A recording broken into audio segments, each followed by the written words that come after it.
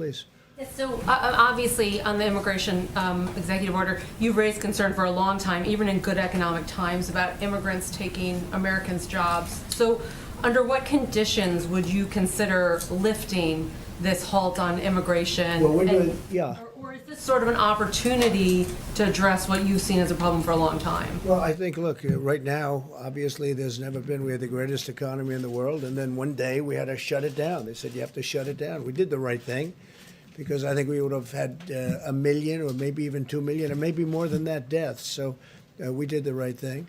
But certainly this would pertain. I mean, when you look at it right now, the last thing we want to do is take American workers' jobs.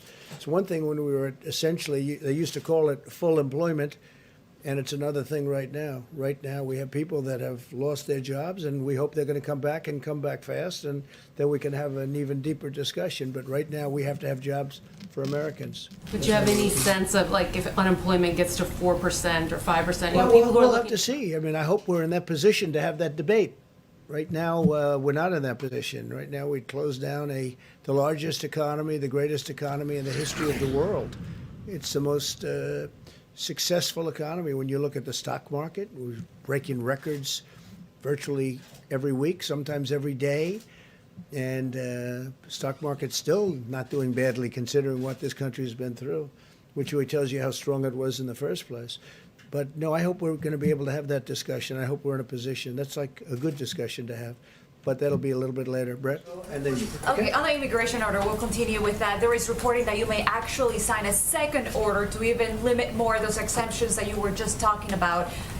Can you confirm that you are considering? It could happen if I want, but I won't be doing it tomorrow. I'll be signing the primary order, and then we have a secondary order that if I want to do that, we'll make that determination. We can do that. Yeah, we can do that at a little bit different time if we want. But that is under consideration at this Yeah, time, sure, a second order? Secondary orders, yeah. Please. Thank you, Mr. President. I have two questions, one from me and one from a reporter who couldn't be in the room because of social distancing. One from you, one from her. So my first question is about your immigration order. You campaigned on reducing legal immigration. I remember your speech in Phoenix in 2016 on reducing legal immigration. No, I campaigned on legal and illegal, but no, I've always said you have to come into the country legally, so not legal. What I campaigned on was people just flooding our border and stopping. And by the way, speaking of that, we have 170 miles, almost 170 miles of very powerful border wall up, and it's moving rapidly, very quickly, and it's having a tremendous impact, and it's making our job a lot easier. Plus, Mexico has 27,000 soldiers right now on our southern border that we share with them, and Mexico's been terrific. They've really helped. You also campaigned on reducing legal immigration. And I'm wondering if some critics are saying that you are using the virus now in this crisis to follow through on that promise to reduce legal immigration. No. Well, I want people that are in this country, I want our citizens to get jobs. I don't want them to have competition. We have a very unusual situation where something came in that nobody has seen for many, many decades. Probably 1917 would be the closest analogy if you look at it, when you look at the contagion, the kind of contagion we're talking about. So no, I'm not doing that at all. I want the American worker and our American citizens to be able to get jobs. I don't want them to compete right now. There's a big difference when we have a full economy, and frankly where some of the companies, we have many companies moving in where they need workers. That's a big difference between that and where all of a sudden a lot of people lose jobs. As you know, a lot of farmers rely on seasonal migrant workers that come in on the H-2. The farmers will not be. That's an important point. The farmers will not be affected. Workers?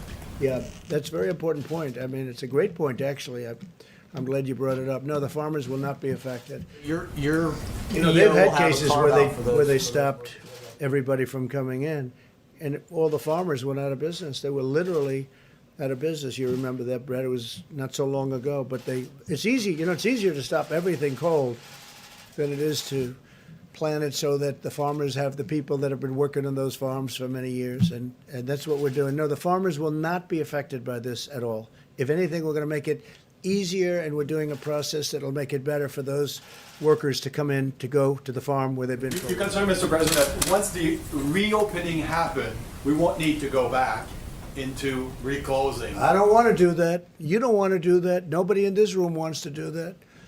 You look forward, I think, Brett, very soon. And John, sitting next to a lot of your fellow reporters, right? The room seems so empty this way. But it's one of those things. Yeah, go ahead, please. Mr. President, thank you. On the topic of public support for your immigration freeze, Right. An Ipsos USA Today poll just came out and found 80% of Americans are supportive of the immigration halt, the temporary freeze. I know that. Did that have any? Did public support have any effect on your decision making here? And are you surprised by those numbers? Yeah, it's a high number. I did not see that number. I heard there was a poll. I'm sure there'll be a lot of polls. No, look, I think the American people want to make sure that they have jobs for the American people, not for people that come in many cases illegally into our country. So we're doing that. I don't know what the numbers are, but I think just common sense tells you that's where we should be, and that's where the American people want to be. And we're going to build our country back. And I'm telling you, with all of the things that we're doing and infrastructure, which we desperately need, it's going to be an incredible thing taking place. I think it's going to be a renaissance. We're going to have something that will be, a lot of people are going to go to work building those roads and bridges and tunnels and highways and all of the other things we're going to be building. And broadband for the Middle West. I mean, the farmers haven't been treated fairly. Let's face it, the farmers have been treated terribly when it comes to the internet. So we're going to take care of that. We're going to make them very happy. So we'll see you all tomorrow, and we'll have some interesting things to put out tonight. And I appreciate you being here, and it's an honor to have Brett Baer here. I've used his slot a lot, John. I've used that slot a lot. Get on, Mr. President. Huh? Doing No. well to get on. No, we want to have you back soon. Thank you very much. Thank you, everybody. Thank you. Thank you.